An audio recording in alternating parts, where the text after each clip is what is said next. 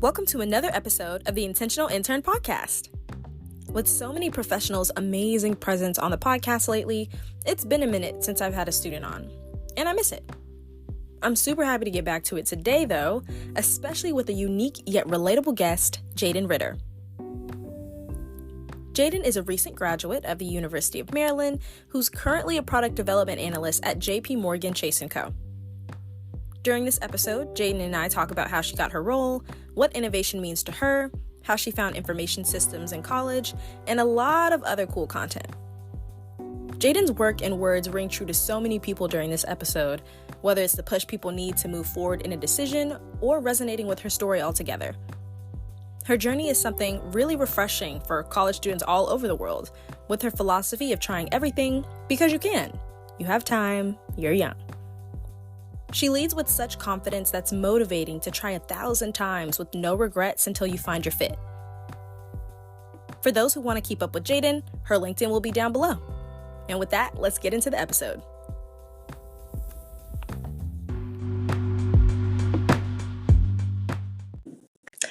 So, hi Jaiden, how are you?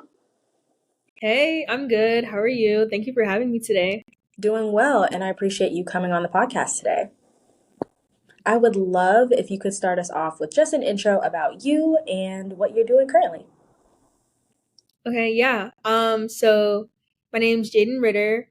I'm currently working as an analyst in the Innovation Development Program at JP in Chicago.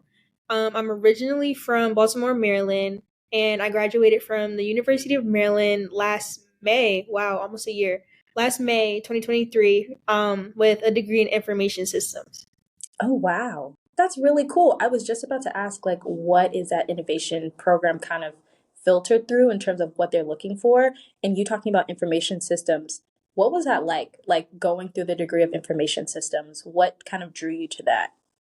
Okay, I'll kind of start with a little background on the program I'm in first, and then I feel like that will help me with transitioning into my degree. So, the program I'm in right now is essentially a product management rotational here at JP. And for my degree with information systems, it was like around probably like my sophomore or junior year of college where I kind of decided that tech was kind of the route that I wanted to go, but I didn't want to be fully integrated into tech. Like I didn't want to be an engineer or developer or anything like that. And I also, this was around the time that I realized that I really liked business as well. And so Maryland had a degree in information systems, and I was like, oh, this seems like the perfect way for me to marry both of my interest in business and then my interest in technology, which is why I chose it. But it was honestly an amazing program. I'm so glad that I did it. I feel like the degree was super, super helpful, and literally like so much of the stuff that I learned while I was in school, I'm using on like a daily basis here in my current role. And I feel like that was pretty cool because I feel like I always hear about people saying how like they don't really learn about what they're doing on the job until they actually start doing the job, and how like the things that they learned from their major aren't always transferable. But for me, I totally feel like every day I'm like, oh my gosh, I learned this in one of my classes that I took back at Smith while I was at school. So yeah, it was super cool, and I'm like really happy I chose that as my major. So I love how you talked about just being in the role that you're in with information systems and how you learned a lot within college. I love how you capitalize kind of on that, of those materials of what you learned and actually having it apply before you're actually in the role you're in now. I know for a lot of people, especially in college, they can say that's a bit of a mixed bag because they feel like they don't learn anything useful to what they want to do until they're actually in the role. And so I kind of want to ask on your experience of having that information systems degree and background. What is some advice that you would give to people who are looking to do information systems as a degree now, based on your experience? Hmm. Okay, so what advice would I give? I would definitely say pay attention to any of the classes that you're taking that revolve around data. Data is so big now for like business and especially in technology. Everybody is worried about, okay, how can I collect data? How can I analyze this data? And how can I use this data to help me with driving decision making?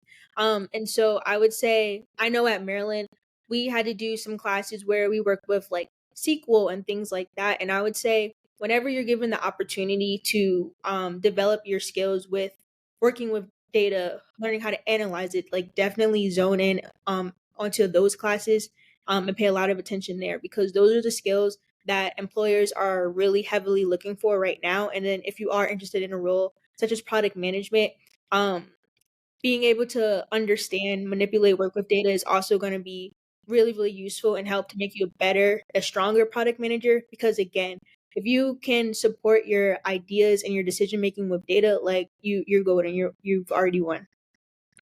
That's cool, actually. I should have known that how data heavy information systems would be, with data being your best friend in that space, especially probably from that project management or product management standpoint. And so within your program now, can you tell us a little bit about what you enjoy? Yeah, so I think one of my favorite things about what I'm doing right now is all of the different types of people that I'm getting to work with.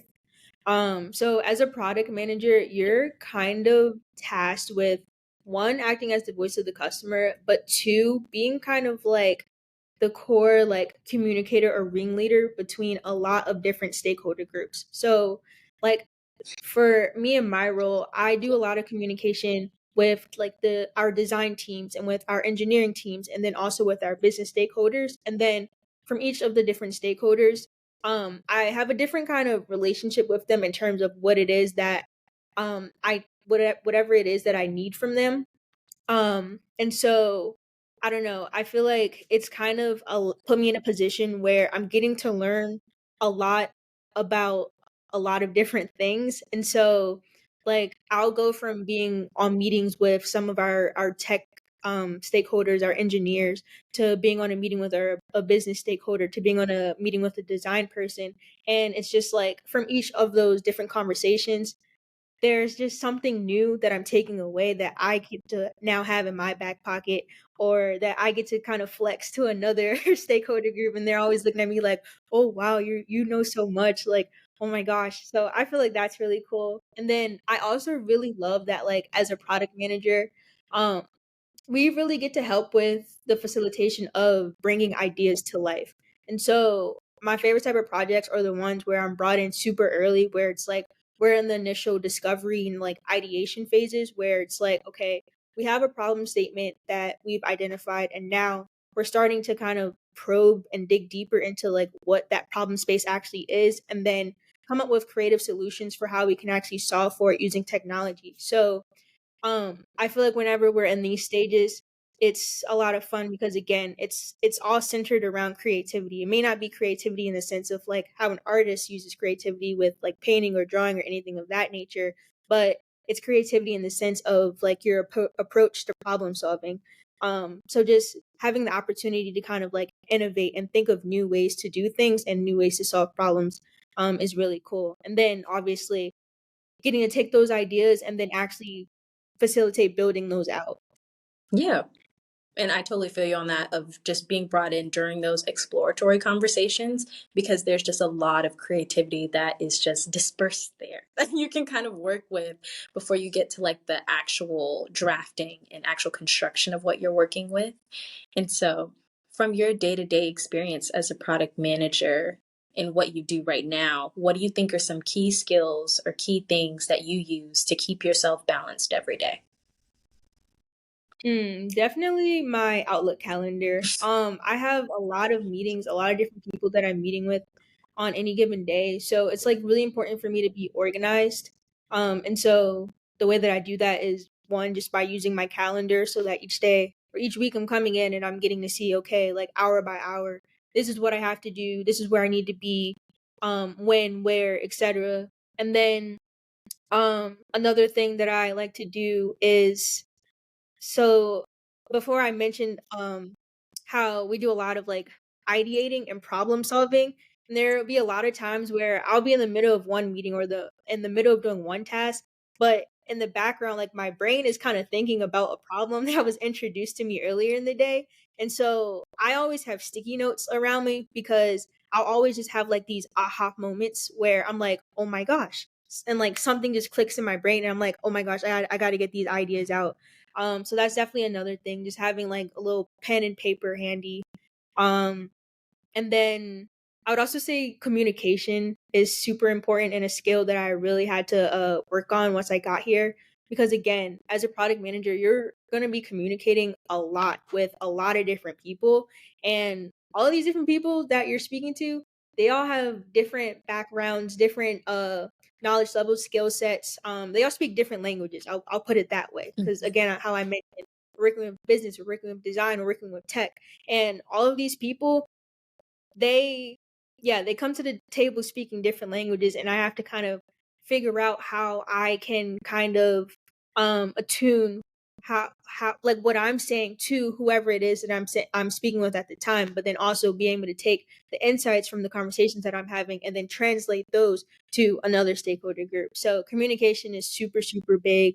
And then the last one I would say is probably like empathy, because again, as a product manager, like your role is to act as like the voice of the customer. So in everything that you're doing, you should have your customer at like the center of it, and the number one way to do that is by cultivating empathy, and you do that by getting to know who your end user is. So I do a lot of like user research, a lot of sitting down with whoever our end users are, doing interviews and getting to know them. So again, I think that also kind of ties into the whole communication aspect, but also just being able to um reach this level of understanding or like closeness with whoever it is that you're solving for, so that you can kind of put yourself in their shoes and bring that to the table when you're thinking about, okay, now what will be useful to them, what features will be useful to them, or like how am I going to solve this problem. That's a lot. Like, honestly, a lot. It's good, but it's definitely a lot. And you gave a lot of really good, helpful advice for people who are wanting to kind of enter into that product management space, because it is definitely something that's busy. It's definitely something that has, like you were talking about, it has structure, and how you're able to navigate that structure throughout. And I love that you talked about empathy in that way and how it's so important in communication, because, of course, as you're building things, some things may not always go correct. And sometimes you might have to pivot, or you might have to take a different Mhm. route. And I think empathy is such a key factor in just keeping up team morale. Like, of just everything keeps going. Especially again when you're working with so many different groups who are coming to the table with like different levels of knowledge, and it's like you just have to have the patience and the empathy or whatever to understand where it is that they're coming from, and kind of like reason or like level set with them. And so, why did you choose product management? Or was that just part of your program in terms of things that you thought that you would be doing? Like, what did you think we would come out doing in information systems? Yeah, no. So like as I mentioned before, I kind of went into my major with the mindset that like, no, this is the career path that I want to follow, that I want to pursue. And I was kind of drawn to product management because again, like I knew I really liked business, but I didn't want to fully commit to doing any type of specific business discipline. And then I knew I really liked tech, but again, it sounds like I got commitment issues. I didn't want to commit to any fully technical role. So I like just did some research into different careers that kind of involved the combination of two, and then I landed upon product management.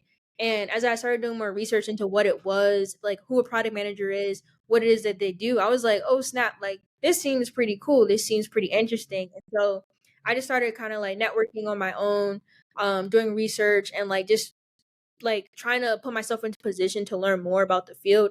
And then I like it actually like worked out really well for me because my sophomore year I did a fellowship with JP Morgan in commercial real estate, and at the end of that fellowship I had expressed that I was interested in kind of like pursuing a different route, and I was like interested in like tech and product. And it was at this same time that they were actually creating the program that I'm in now, the innovation development program.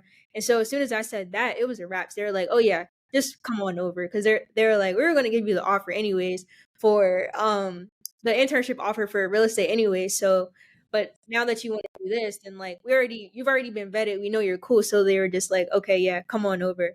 And so that's how I kind of got like my first like real world exposure to it, was through the internship for the program that I'm in now. Yeah, in the summer of 2022.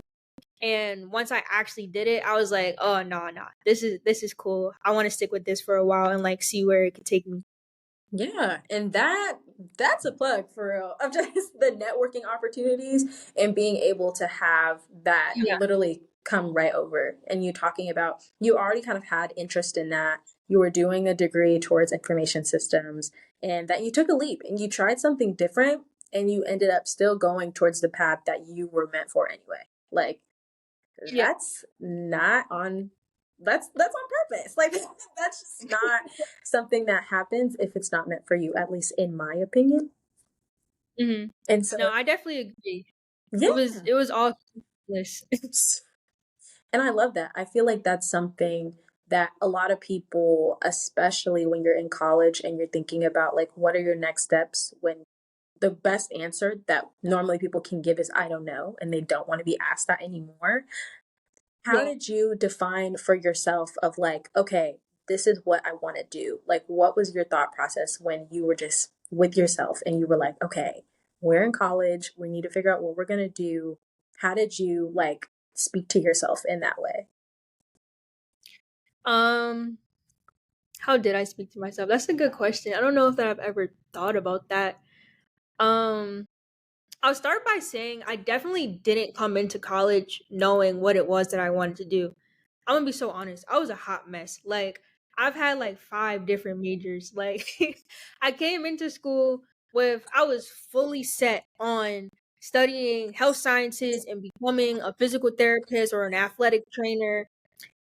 I sat in my first bio class and I was like, "Oh no, baby, this is not this is not for me." And then I started actually like realizing, oh, like what is it that athletic trainer and a physical therapist do? And I was like, oh, they want me to like do like stitches and blood and bone. I was like, oh no, I can't do this. I'm too squeamish. So I was like, okay, yeah, nah, next. And so I kind of just started exploring through the majors, the other majors and stuff that were available, and kind of just like reflecting on the different things that I was interested in general. And so the next major I had chose after health sciences was environmental science. And that was because I've always honestly had an interest in environmental science, and like not gonna lie, if I could do something involving that today, I probably would.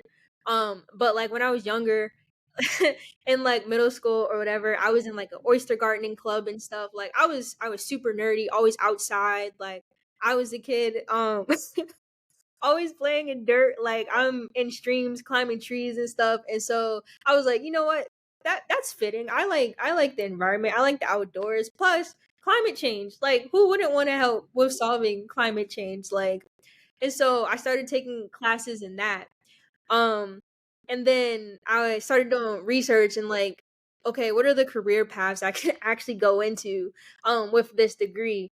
And that's when I was like, oh no, no, no, no, no, this is not me.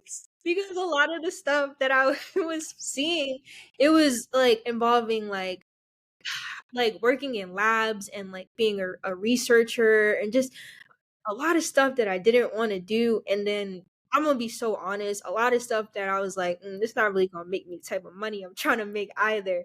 And so, and now that's just me being so honest. And so I was like, all right, what's next? I was like, political science. That seems interesting. Like the government, like every country has a government. Like this makes sense. This could be interesting. And I was like, and I'll get to like have all these like deep discussions and debate, and then I'll get to be a change maker.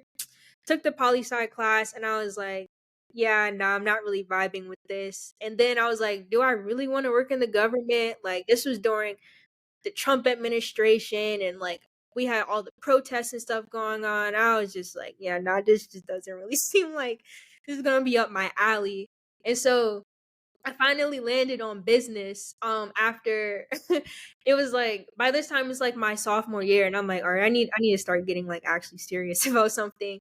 And so that's when I started getting really heavily into like networking and like using my network or whatever to actually like find out, okay, what's out there? Like what are people doing? What, and try to figure out what I'm interested in that way.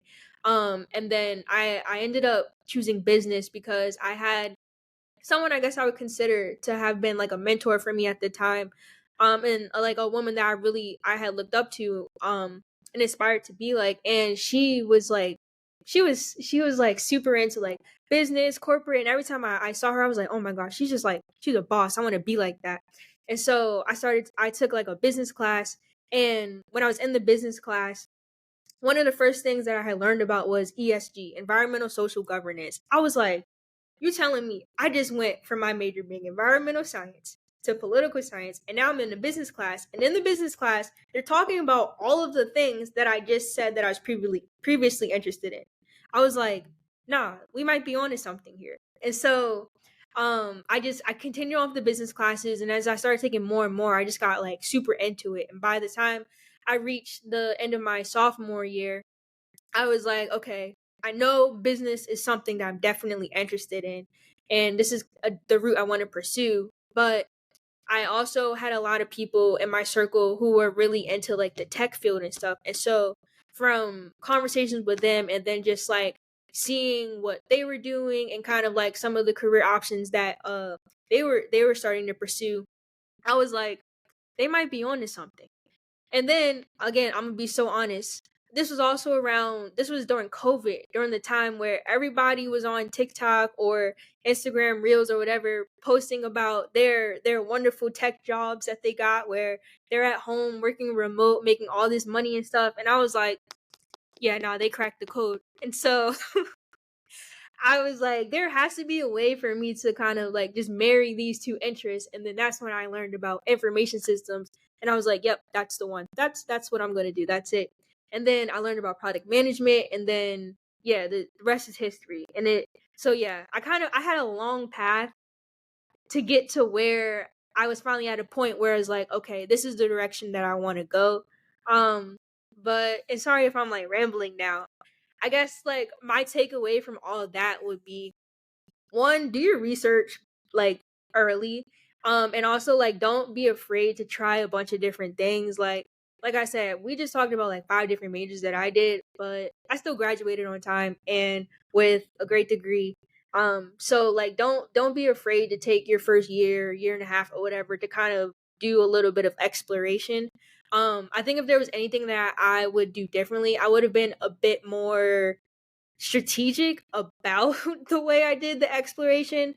I kind of like have this habit of just something catches my attention, and I'm fully into it. I just go from 0 to 100. But I would be cautious to that approach. It can be useful in some situations, but in a situation like this, I would say to kind of like dip your toes in slightly and figure out other ways where you can kind of like immerse yourself, or learn more about whatever it is that you're trying to explore without fully committing to it. Because trying to change your major is it's a whole process. It's a lot of paperwork. Like you don't want to do that.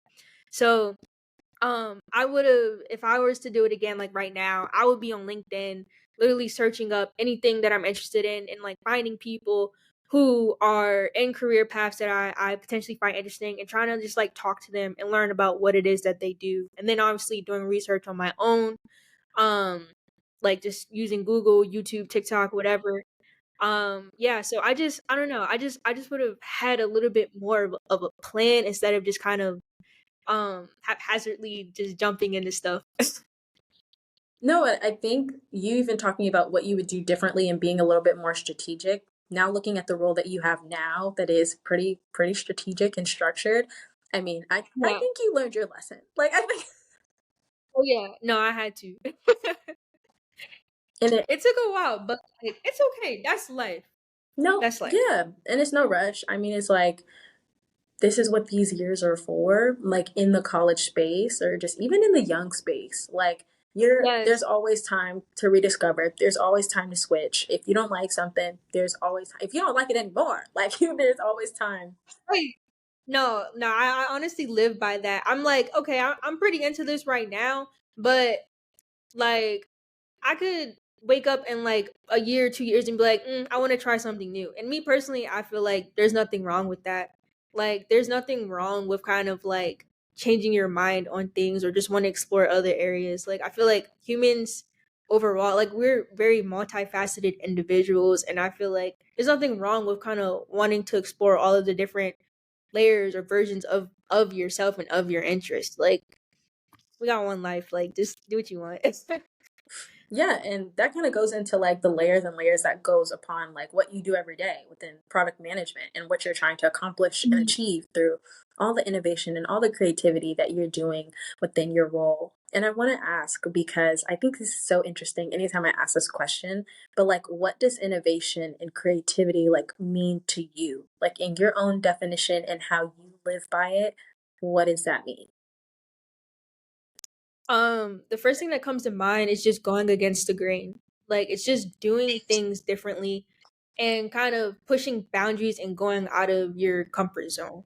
And so when I think of innovation and creativity, it's literally just all of those things. Like, looking at how things are currently done and then thinking outside of the box of like, okay, how can we do things differently or how can we make it better? I feel like innovation and creativity also requires a lot of, I'm trying to think of the right word to use, but I can't think of the right word to use, but it requires you to kind of like, I don't know, like, I feel like I'm starting to get back to the idea of exploration. Like, you have an idea and kind of just going for it and seeing what happens and like seeing if something sticks. If it sticks, then you know you're in the right direction. Keep going with it. But it's just kind of like, I don't know. I don't know how to fully explain it. And if I could add one more point to that, I would probably say that innovation and creativity are also all about kind of welcoming change and not being afraid to do things differently, as I've already mentioned, but just embracing change, and just not being afraid to try something new.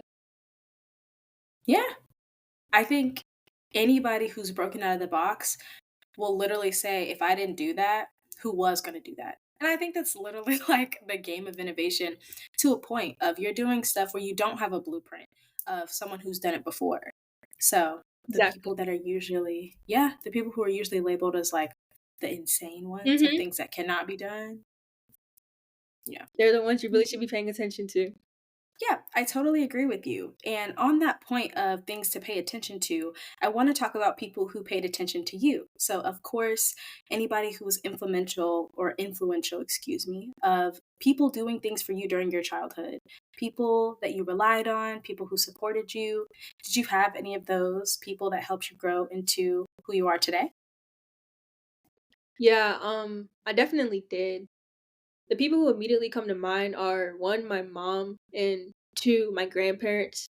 But my granddad in specific. So for my mom, um, she's taught me a lot of things, but I think the number one thing is probably resilience and perseverance. Um, my mom had me at a really young age. She had me when she was in high school. And so one, that in itself just kind of um created a very not unique situation, because obviously I'm not the only one in this boat, but it created a unique situation to kind of grow up in, because it was a situation where it's me and my mom were growing up together with each other instead of me kind of coming into the world with a figure who'd already kind of gone through all of their growing pains and were able to kind of like guide and teach and show what to do and what not to do. We kind of were just figuring that out together, so that was pretty interesting. But I would say the resilience and the perseverance come in from the fact that because she was such a young mom, there are always a bunch of eyes on her, and a lot of questions about what she was going to be able to do with me. Because I just feel like there's this stereotype, this stigma that, oh, if you're a young mom, a young parent or whatever, then you gotta watch out for that kid. Like, that kid's gonna have a hard time. They're not gonna be this, they're not gonna be that. Like, there's just kind of a lot of boxes that we're put into because of having a young parent. But my mom, she was like, yeah, nah, I'm not having all that. And she literally worked day and night to make sure that she set me up and put me in position to be successful. But she also made sure that she didn't lose sight of what her goals were and what it was that she wanted to create for herself as well. And so as a result of that, it unfortunately meant my mom wasn't able to be around as much as I would have liked her to when I was growing up. But from what I did see from her was a crazy work ethic. Like, I'm talking, so one, to make ends meet and make sure that she was always able to put food on the table, and two, um, just to make sure that I always was able to get the best education possible that she could afford to me, but also so that she could afford to herself. Because my mom, while I was going through school, she was going through school too. Like, while I was going through like my primary education and stuff, she was finishing up her undergraduate degree and her master's and getting all these different types of certifications and beginning her career as an educator. Um, and so it just was really amazing to see all that she was doing at one time. Like, one, she's being a mom to me. Two, she's going through her 20s and stuff and her early 30s, which is like, I'm in my early 20s now, and I'm like, dang, this is rough. This is a lot to deal with, and I cannot imagine having a kid during all this too. But she was able to do that. She was able to also be starting off her career. She was a teacher, so starting off her teaching career, um like pursuing her higher education, like she just was doing so much all at once, and also still being able to provide for me. And so I don't know, it, to me, my mom is kind of like superwoman in a sense, where it's just like once she has her mind set on something, it's like it's balls to the wall. Like, she's going for it, she's getting after it, and there's really no excuses. And that's not to say that like adversities, trials, and tribulations aren't going to come up, because they sure enough did. But by any means necessary, she made it very clear that she's going to do what she needs to do to make sure that I'm good. One, first and foremost, and two, that she's following close behind. And then second, I would definitely say my grandparents, because as I mentioned before, my mom wasn't able to really be around as much as I would have liked to growing up, just because she had so much going on, like with working and school and just all of that. And so my grandparents really stepped in to kind of help pick up the slack, um, where she wasn't able to be there for me. And I would say my granddad in particular was super instrumental, because that man, like, first of all, my granddad is like my best friend. Like, that is my guy. That is my rock. Like, I love my granddad down real bad.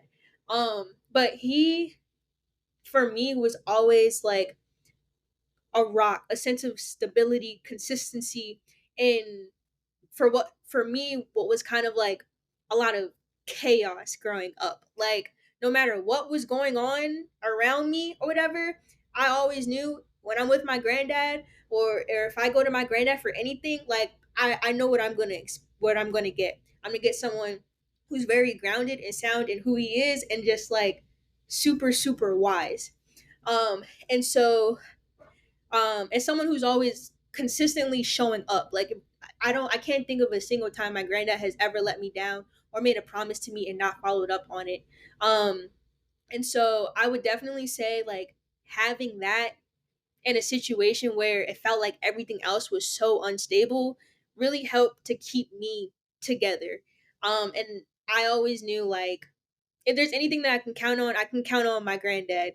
And this man, he's so consistent to the point where it's like, literally from the time I was probably in like fourth grade until like ninth grade, he ate the same thing every night for dinner. He ate like a chicken thigh with some brown rice and a vegetable. Like, that's how consistent this man is. And so having someone like that, it's just, I don't know. I feel like everybody needs a person like my granddad. And then even to this day, like, he's definitely still my go-to person whenever I'm starting to feel kind of out of whack. I don't know which direction to move in. I'm kind of just starting to get like a bit worked up about one thing or another. He's always a person who I call, and he's able to kind of bring me back down to earth, get me centered, get me grounded again, and kind of just provide wisdom and kind of just like logic, um and reason to whatever my situation is, and kind of get me back on track. So definitely very appreciative of that. That's amazing. I'm glad that you have those instrumental figures in your life and the way that you talk about them with so much passion. Like, that's amazing that that was able to come from not only them, but like pour into you. And that's super important, especially that part that you talked about with your grandfather of figuring out where you want to go and what you want to do. And that's huge. That's a big part of adulting, which I know I'm not really, in the same space with that either. Of, you're figuring things out for yourself for the first time, of like big decisions that primarily impact just you, Hmm. not anybody else, but they're just you. And I know you talked about being from Maryland, but now you're moved to Chicago. What was that process like for you making that first big move on your own? Um, it was pretty interesting. Everything happened so quickly. Um, I don't even know where to start. Like, honestly, my decision to come to Chicago, it wasn't random, but it was kind of random. Like, obviously, like I got the job offer for here, but I had other locations I could have gone to. Like, I could have gone to California, to like the Bay Area, could have gone to Dallas, could have gone to New York. But I chose Chicago because it seemed like the most kind of different from anything that I was used to, because I grew up on the East Coast. I've lived in Maryland, I've lived in Boston, and I was like the Midwest. Like that's just so unfamiliar, such unfamiliar territory for me. That's like uncharted lands. And I was like, I want to try something new. And so I just chose Chicago.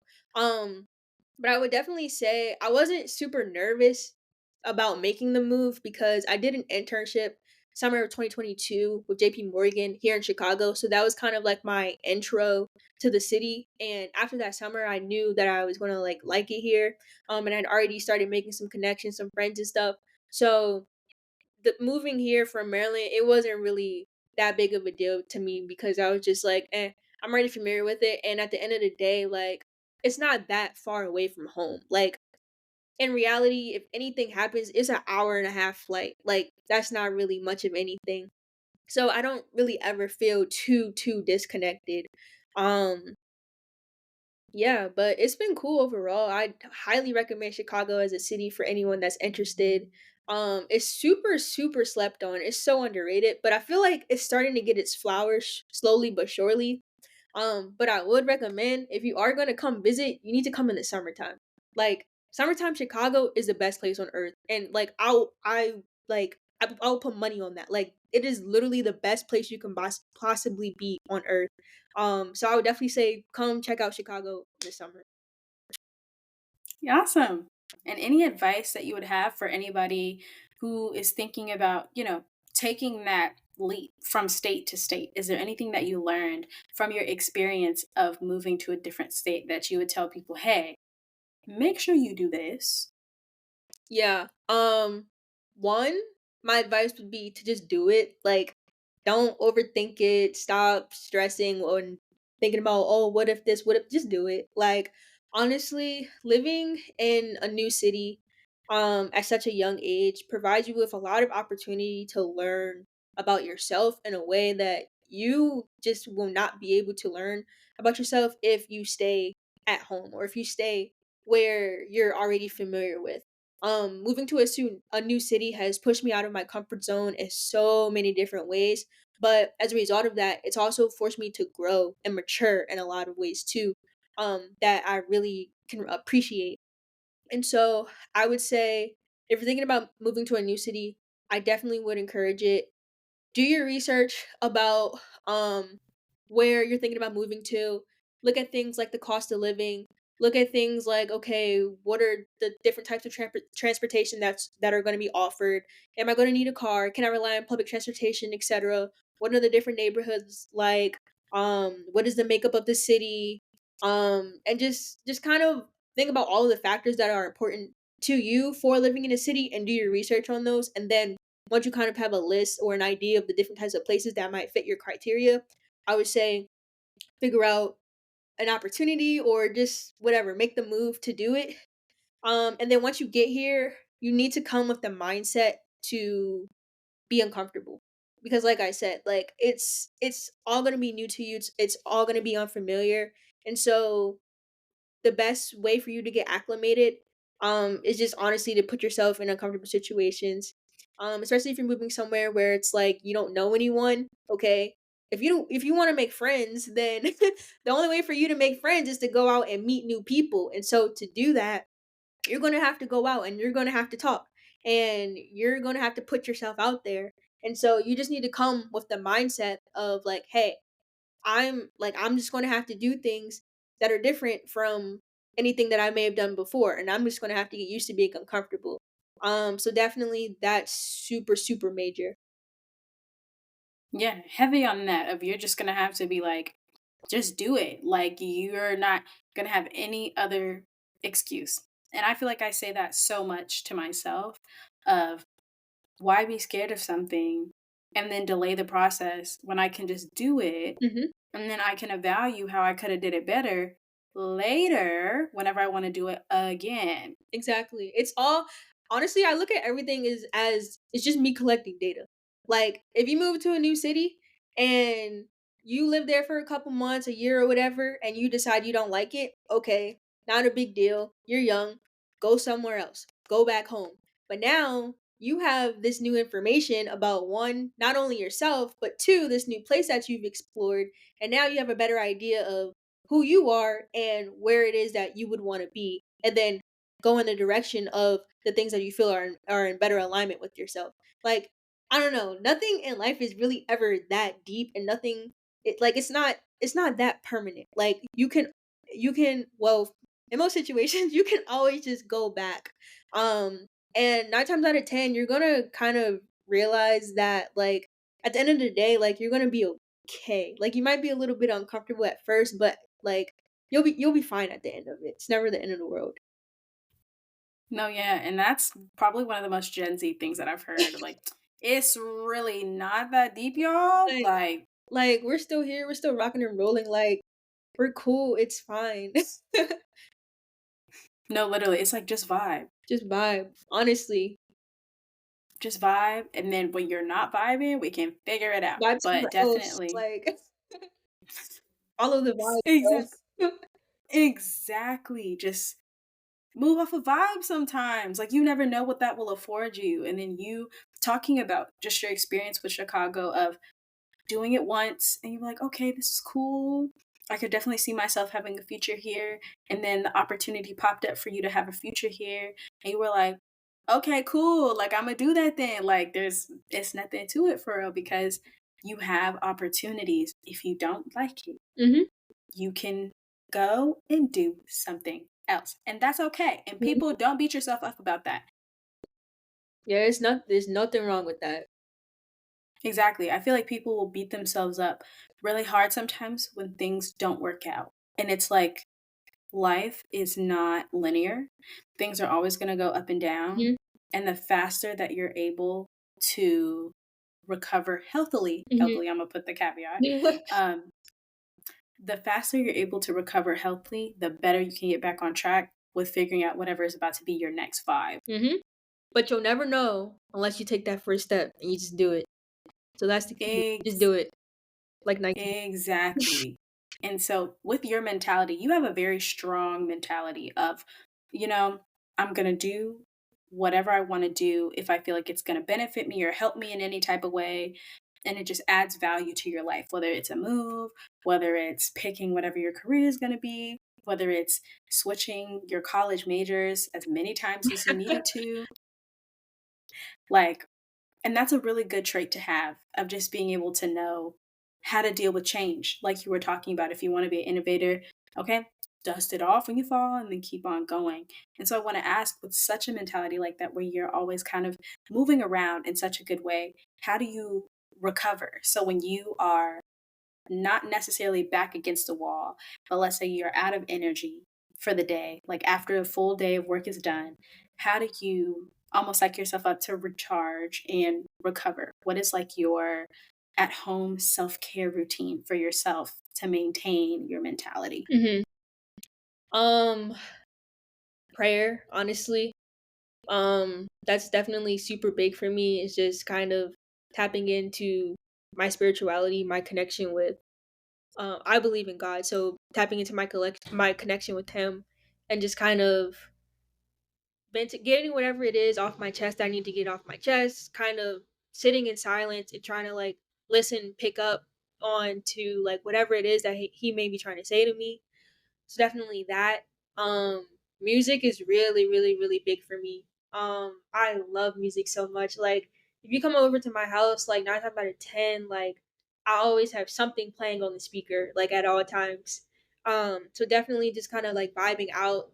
That kind of just allows me to escape to other places, or makes it easier for me to like romanticize my life or get into a certain mood, a certain mindset, just kind of like get me loose, get me moving or whatever. So definitely listening to music. I'm definitely a big foodie. So I love whenever I have the chance to either try cooking something new or going out to a new restaurant. Um so yeah, definitely that. I work out a lot. I love to work out. I recently started boxing.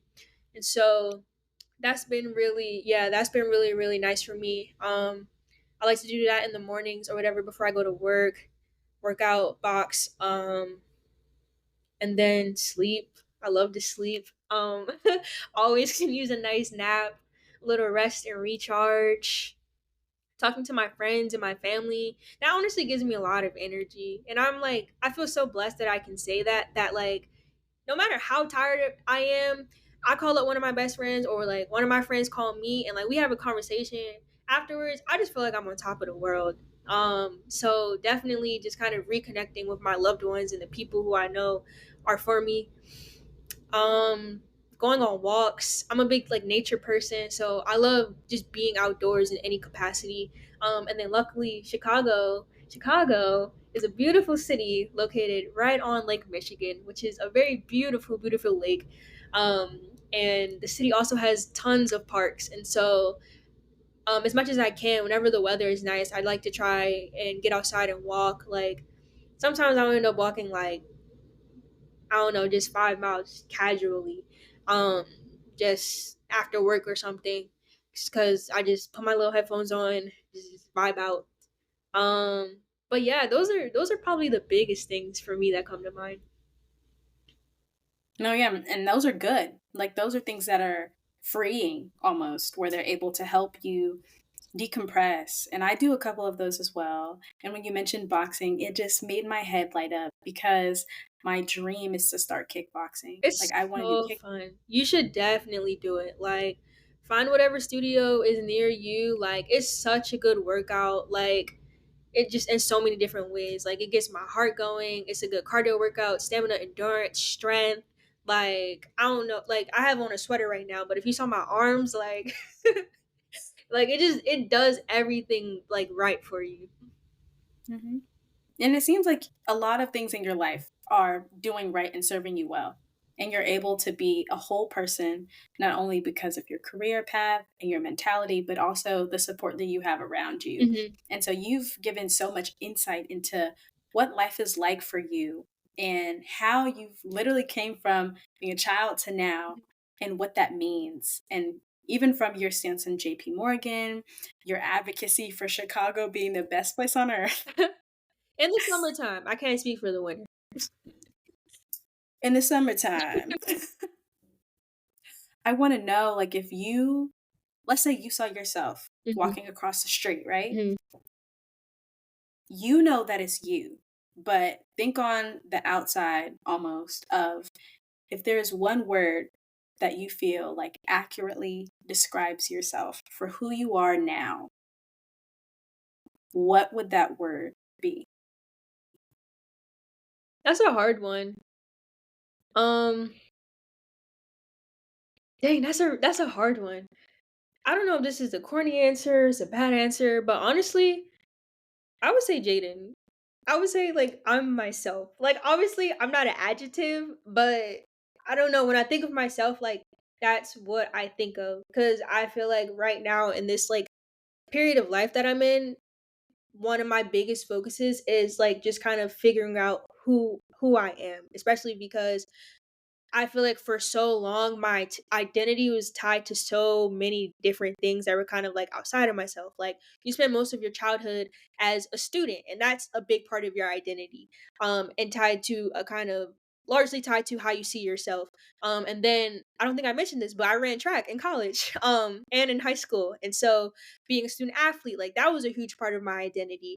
And then I just feel like I just had so much going on in my life that like I never really, up until like recently, like after I graduated, I never really had the time to really sit down by myself and be alone and kind of figure out, okay, who am I outside of all of these things that people tell me that I should be or that I have to be or whatever. Like who am I because that's just what comes from me innately, or that's what God has kind of like called me to be, or just who I am.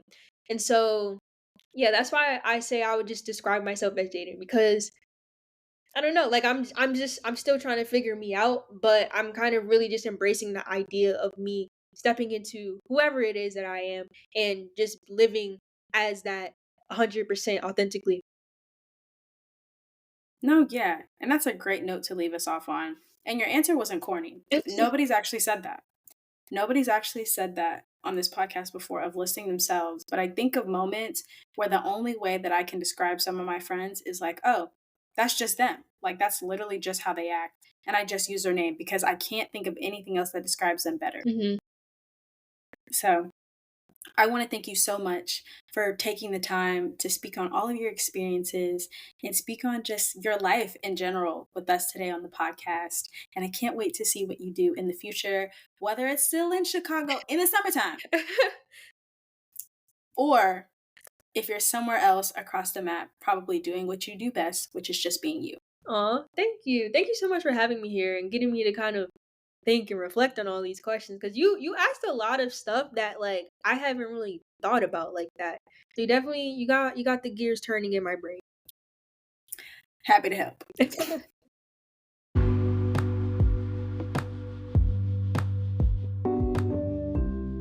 Thank you for tuning in to another episode of the Intentional Intern Podcast. As always, let me know what or who you guys want to hear from next, and I'll see you guys next time, sharing another student with an amazing story.